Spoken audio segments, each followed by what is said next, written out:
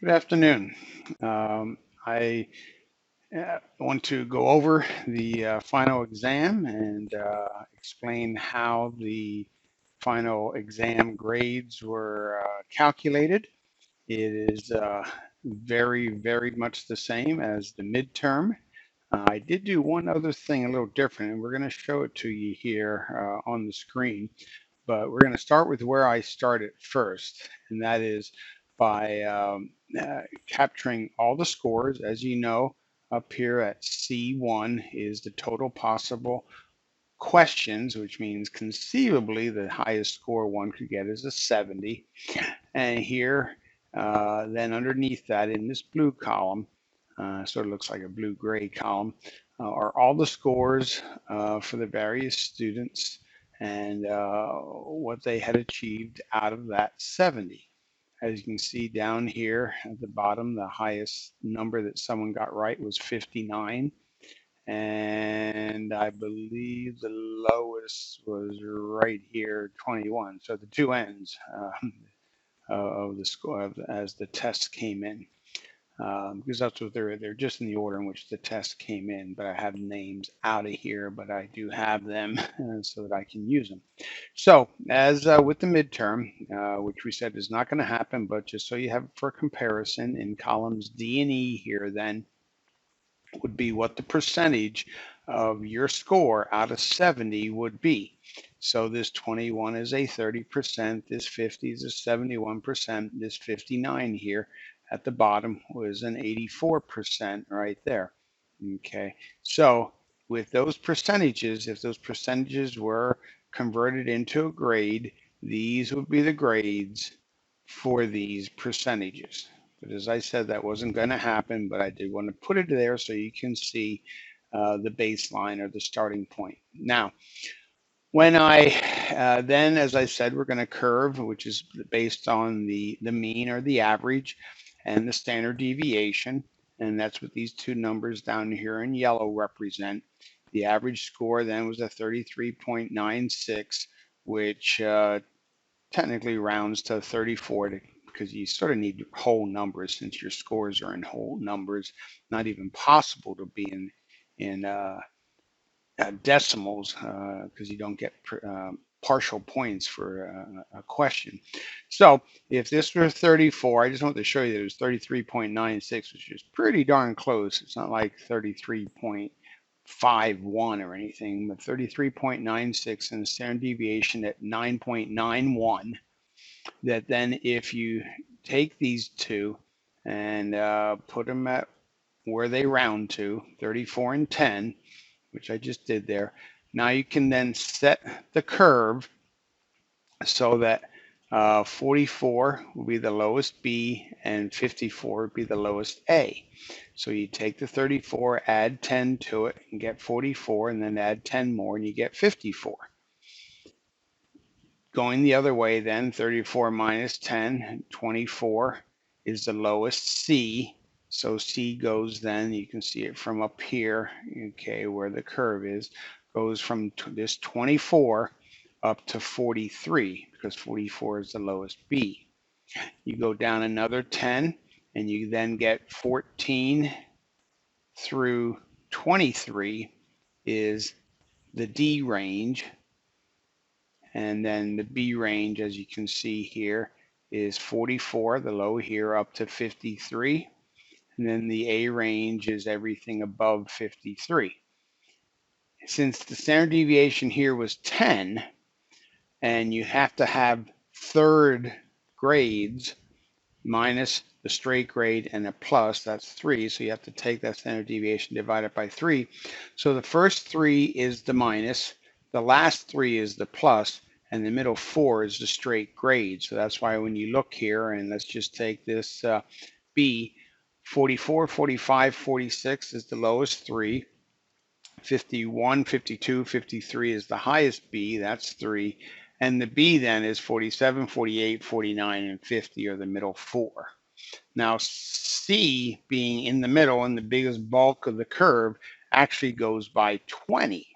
So in this case, you have the bottom 6, the top 6, and the middle 8.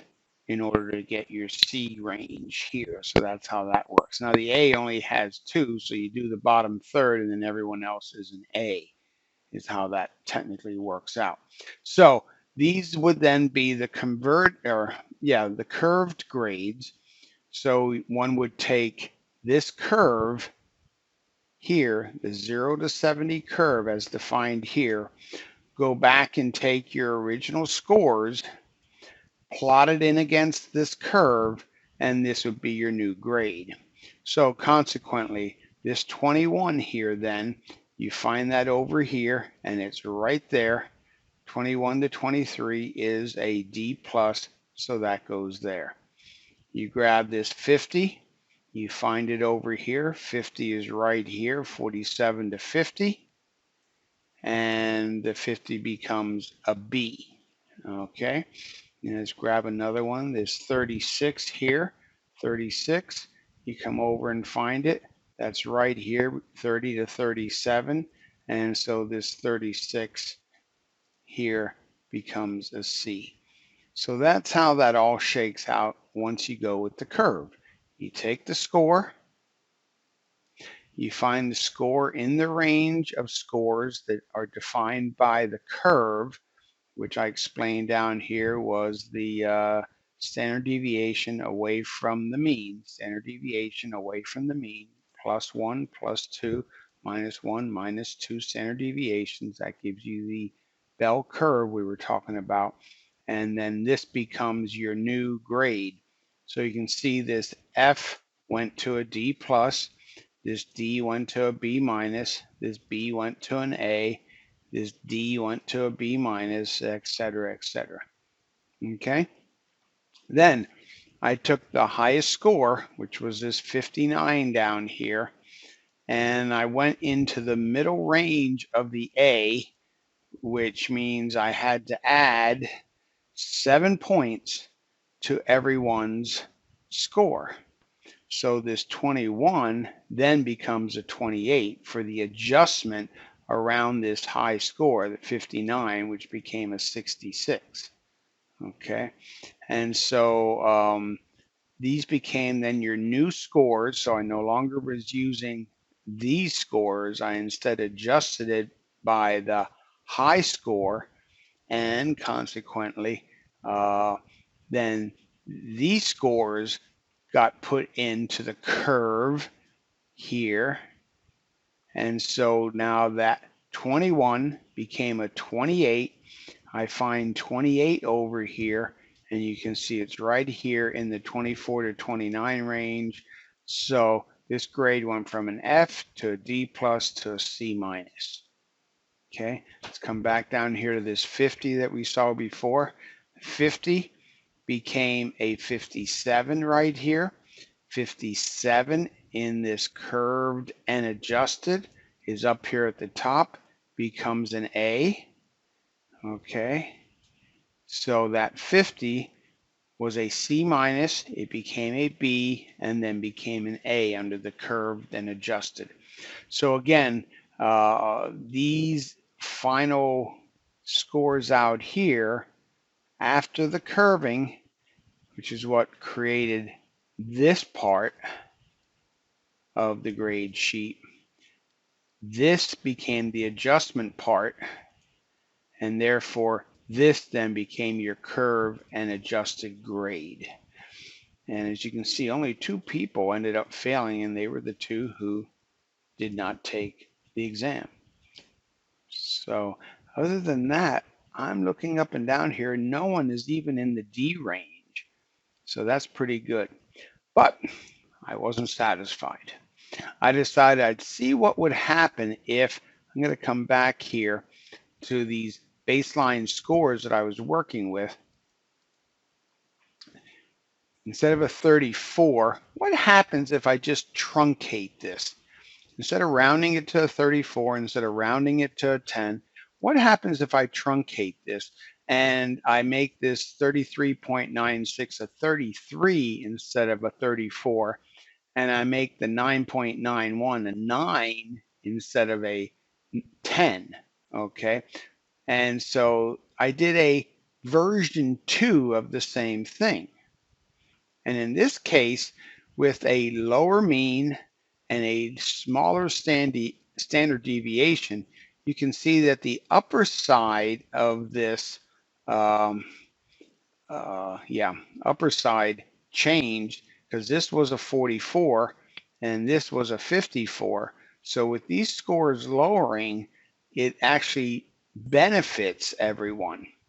So now what happens is this lower score, let me see if I can bring the other one back here.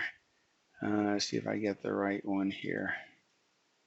No, let's try this one. Here we go. This is the one. I'm just going to off center this a little bit. I think you can still see the curved here and the curved over here. And you can see some grades didn't really change. This D plus is the same, C minus is the same, C is the same. A lot of the lower scores didn't really change because when you're subtracting it, it's not the same effect, because I took one away from each. So this still became a 24, but this 14 became a 15, but no one was down in the too far down in the D range anyway, so it really didn't matter.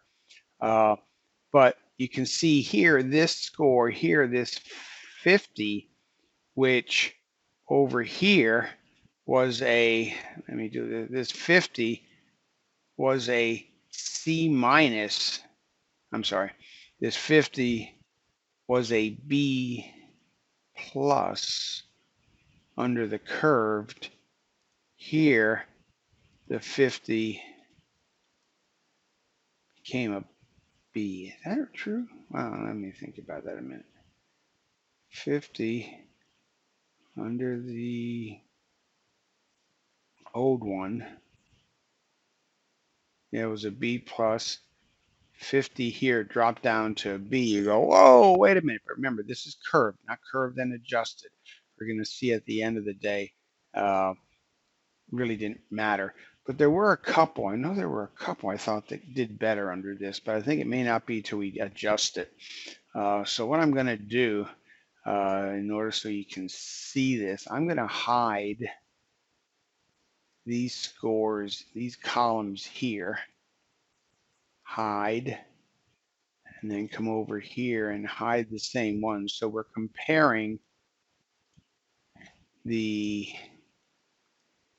two final grades where the adjustment, because by lowering this upper level here, you're going to see that there was an actual benefit. Okay, so this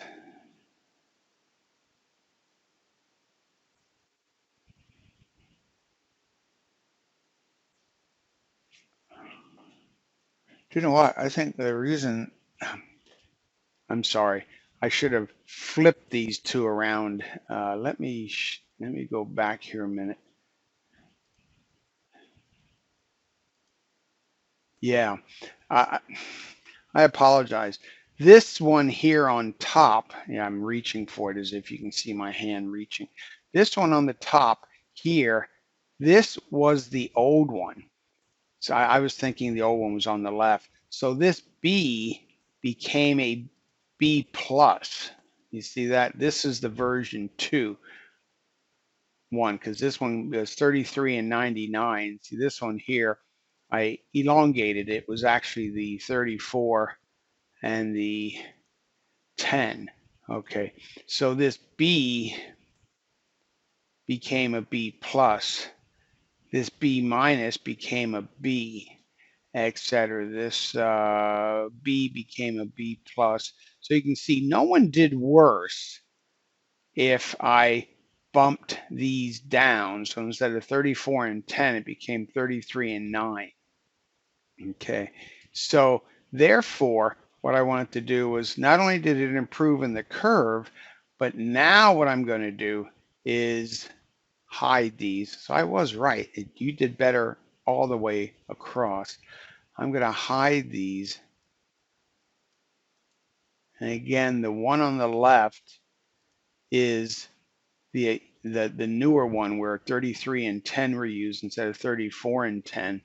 And so now when you look at the curve and adjusted, you can see that this C minus over here became a C here, okay? And so part of the reason for that is by lowering this average and standard deviation, that higher level, this A dropped to a 51 from over here a 54. And because of that, the adjustment changed so that instead of adding 7 points, you can see up here, we were adding 7. When you come over here, now we're adding, it says 9. Okay. So that 21 becomes a 30. Okay, so you gain 2 more points. Not only did the scale down 54 to 70, but also you got more points. So when you do this, again, some didn't change at all. This 20 was a C minus out of 27, and it's still a C minus at a 29. Again, that C range is so wide, it doesn't really change much, but the B and the A range, or unless you were right at the top of it, some that did happen with, like for example here, this C became a C plus right there, but the C pluses here are still C pluses at 41s, because here you're at the bottom of the C plus and now you're closer to the top of the C plus, but still a wide range. But as you can see under the new one, there's now 1, 2, 3, 4 A's, where over here there was only 1, 2, 3. So that means there's 1 extra A. You go, well, that wasn't me. Well, but you didn't go down. No one went down. No one lost. So anyway, your final grade after I looked at this and I did the recalc on a sort of adjusted mean and standard deviation by lowering it 1 instead of rounding it, truncating it, actually benefited you. I'm going to slide this off the screen now and come back here so that you can now see the whole. So this is the final adjustment made after being curved using the truncated mean and standard deviation, which resulted in these grades. I then took the middle score of that grade, so the C became a 75 because normally a C is anything from a 74, 5, 6, and 7. So I take the middle of it, 75 there. Same thing with, if you have a C plus, that's normally 77, 78, 79. So you got a 78. The A is a 95. The B is an 85. The B plus is an 88. So it does the same thing. Where's the minus? There's got to be a minus here. C minus is normally 70, 71, 72. So I took the 71. So when you look in that column under your grade book, it says final exam score, and you see a 88, that means you had a B plus. You see a 71, it means you had a C minus. And so hopefully that explains how the final grades were calculated for that final exam.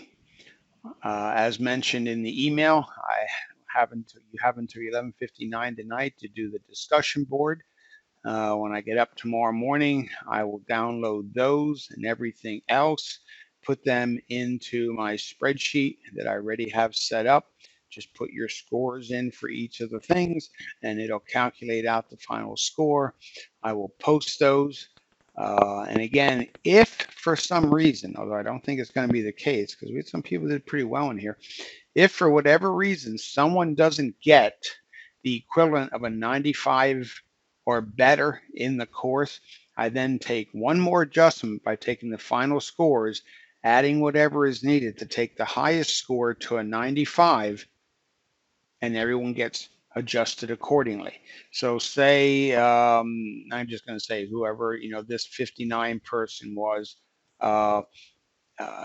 say at the end of the class, because remember we have the homeworks, we have the the quizzes and the two exams to put together and weighted. You don't just add them all together. Remember the weighting in there that we then, if that the highest person say has a 93%, I will then add 2 percentage points to everyone's grade to take the 93 to 95. So if someone was sitting at 88 and 81, they will then get bumped to an 83 and go from a B minus to a B, because an 81 is a B minus and 83 is a B.